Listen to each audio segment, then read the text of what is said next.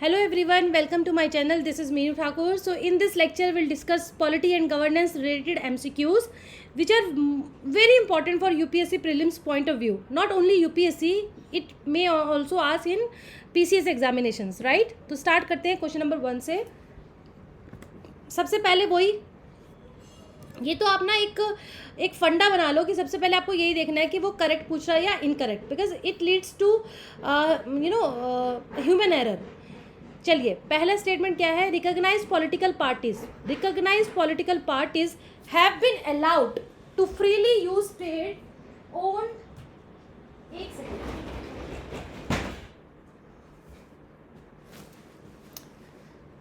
Recognized political parties have been allowed to freely use state-owned television and radio during polls since 1998 Lok Sabha election. मतलब कि जितनी recognised political parties हैं उन्हें ये permission है कि वो फ्रीली स्टेट का जो टेलीविज़न है, रेडियो है, वो यूज़ कर सकते हैं ड्यूरिंग पोल्स. 1998 लोकसभा इलेक्शन से ये चल रहा है. Supreme court decides how much time each recognised national parties and state parties will be allotted period to the start of the election campaign.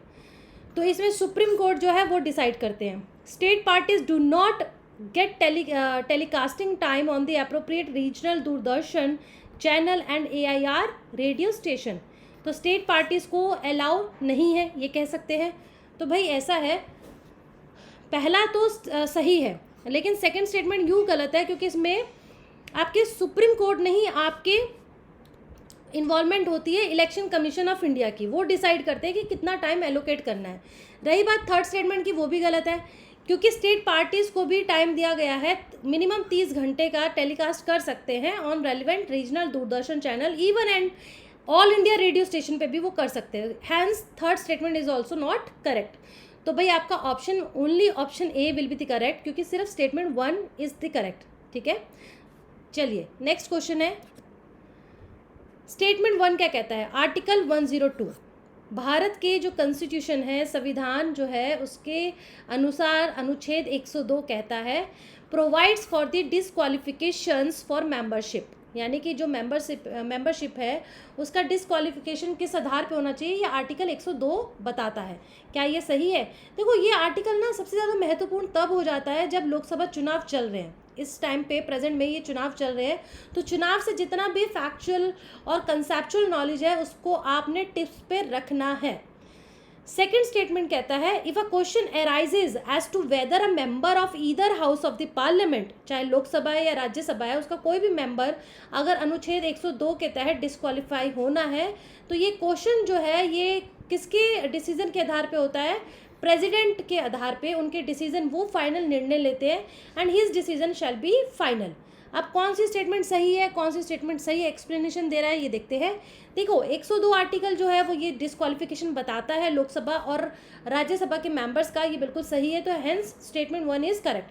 अब डिस्क्वालीफाई किस आधार पे होता है, ये सारी स्टेटमेंट्स देखो.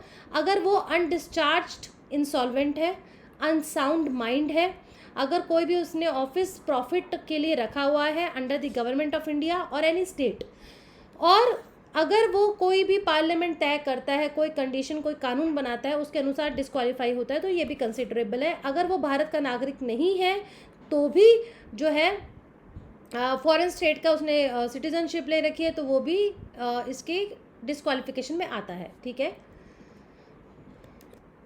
चलिए.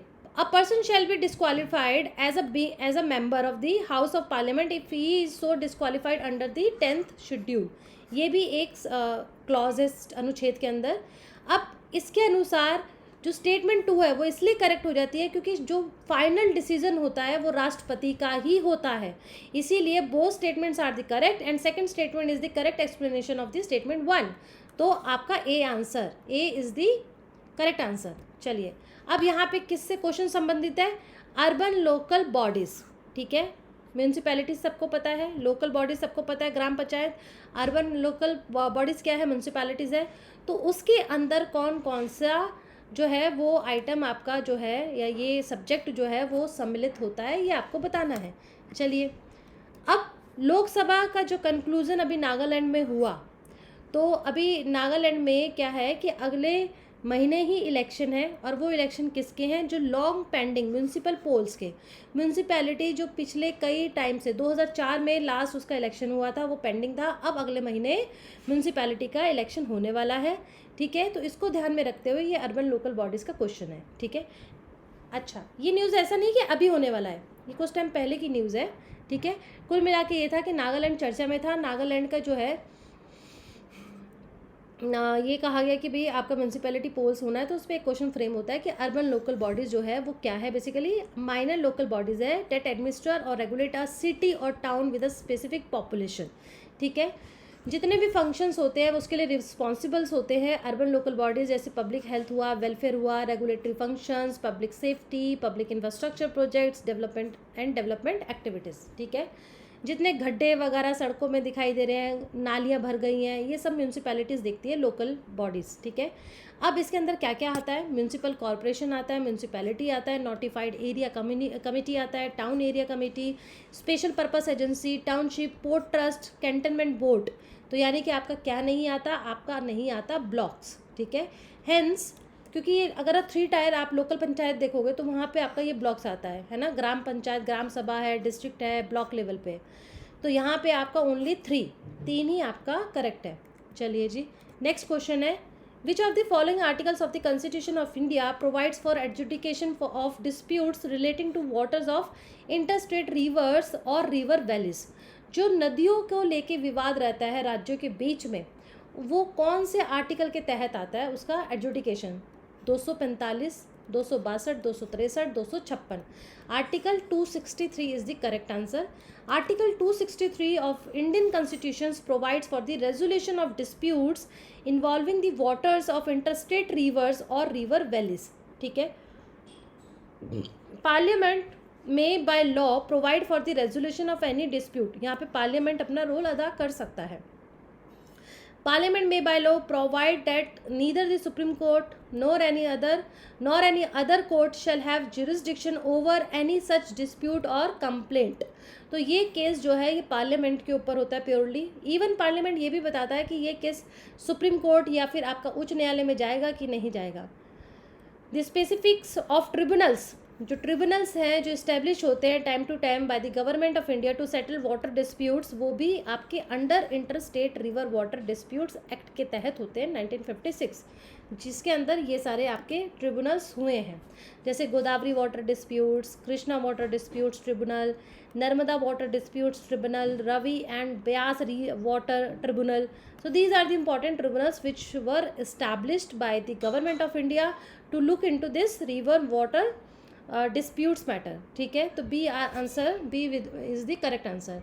नेक्स्ट क्वेश्चन और is the last question of this series with reference to the appropriation bills. Appropriation bills होता क्या है? These bills are introduce to meet the grants so made by the house of people. ठीक है, जो grants के related है उससे related होता है। Amendments can be propose to any such bills in either house of the parliament. कौन सी स्टेटमेंट आपकी सही है? देखो, पहली स्टेटमेंट बिल्कुल सही है कि जो भी आपका फाइनेंस है, जो बजट है, लोकसभा अप्रूव्ड, अभी क्या था, demands for the grants for the budget 2023-24 में अप्रूव हुआ था। ये अप्रोप्रिएशन बिल्स होता है by voice vote with no debate. As soon as the grants under Article 113 have been approved by the House of the People, there shall be tabled a bill to provide the appropriation from the Consolidated Fund of India of all funds required to meet the grants so made by the House of the People। तो पहली statement बिल्कुल सही है। Second, जितना भी इस consolidated fund से expenditure जो खर्च होगा वो भी आपका इसी के अंदर आता है। ठीक है, अब सेकंड स्टेटमेंट इसलिए सही नहीं है क्योंकि कोई भी अमेंडमेंट इस ऐसे बिल्स पे अलाउ नहीं है।